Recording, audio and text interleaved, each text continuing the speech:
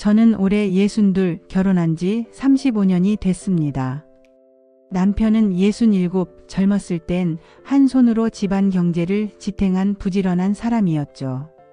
하지만 몇 해 전부터 허리 통증이 심해졌고 걸음이 점점 느려지더니 집 앞 슈퍼 가는 것도 힘들어졌습니다. 처음엔 나이 탓이겠지 했습니다. 그러다 한번 크게 넘어져 입원을 하게 되었고 의사는 장기 요양을 권했습니다. 그 말이 참 낯설었습니다. 남편이 집이 아닌 요양원에서 지낸다는 게. 하지만 재활과 치료를 동시에 받으려면 그 방법밖에 없다고 했죠. 결국 우리는 집에서 차로 30분 거리의 요양원에 남편을 맡기게 됐습니다. 그날 남편 손을 꼭 잡으며 말했습니다. 여보, 자주 올게. 당신 혼자 아니야. 첫날 요양원은 생각보다 깔끔했고 직원들도 친절했습니다. 넓은 복도 양옆으로 병실이 있었고 창밖엔 작은 정원이 보였습니다. 남편은 같은 방을 쓰는 70대 후반 어르신과 인사를 나누더군요. 처음이라 긴장했지만 저는 이 정도면 적응 잘하겠구나 생각했습니다. 그날 저녁 돌아오는 차 안에서 괜히 울컥했습니다. 빈집에 들어서니 밥 짓는 냄새도 TV 소리도 없었거든요. 결혼 후 처음 느끼는 고요함이었죠.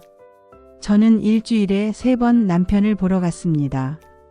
갈 때마다 과일이나 간식을 챙겼죠. 남편은 점점 요양원 생활에 익숙해졌습니다. 그런데 한 가지 변화를 느꼈습니다. 처음엔 저만 보면 반가워하며 이야기하던 남편이 어느 순간부터는 제가 오면 오늘은 늦었네라고만 하더군요. 그 말투가 조금 차가웠습니다.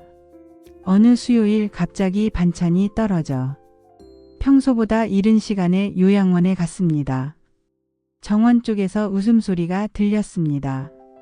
가까이 다가가니 남편이 한 여자의 손을 꼭 잡고 있었습니다. 그녀는 짧게 커트한 머리에 하얀 카디건을 걸친 60대 후반 여성. 둘은 마치 오래된 연인처럼 이야기를 나누고 있었습니다. 저는 멀리서 잠시 서 있었습니다. 마음 한쪽이 서늘해지더군요. 그리고 남편이 저를 발견하자 황급히 손을 놓고 이쪽은 같이 재활받는 분이야 라고 했습니다. 그녀의 이름은 김영자 씨. 남편보다 5살 어린 환자였습니다. 가족이 외국에 있어 거의 혼자 생활했고 입소한 지는 1년이 넘었다고 했습니다. 영자 씨는 웃는 얼굴이 참 따뜻했습니다.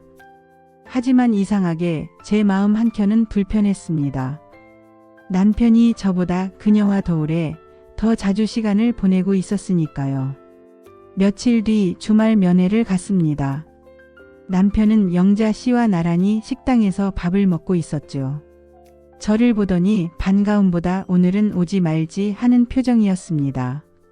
그리고 저는 충격적인 장면을 봤습니다. 남편이 그녀에게 작은 봉투를 건네고 있었습니다. 나중에 알았는데 그 안엔 직접 쓴 편지와 작은 꽃다발이 있었습니다. 35년을 살면서 저는 남편에게 편지도 꽃도 받아본 적이 없었습니다. 참다 못해 물었습니다. 당신 그 여자랑 무슨 사이야? 남편은 잠시 제 눈을 바라보다가 이렇게 말했습니다. 내가 아닌 나를 웃게 해주는 사람이야. 그 순간 숨이 막혔습니다. 결혼 생활의 전부가 부정당하는 기분이었죠. 그날 이후 저는 면회를 끊었습니다. 남편의 남은 시간은 그 여자가 채워주길 바랐습니다. 그리고 저는 제 남은 시간을 제 자신을 위해 쓰기로 했습니다. 집에 돌아와 거울을 보며 이제 나를 위해 살자고 다짐했습니다.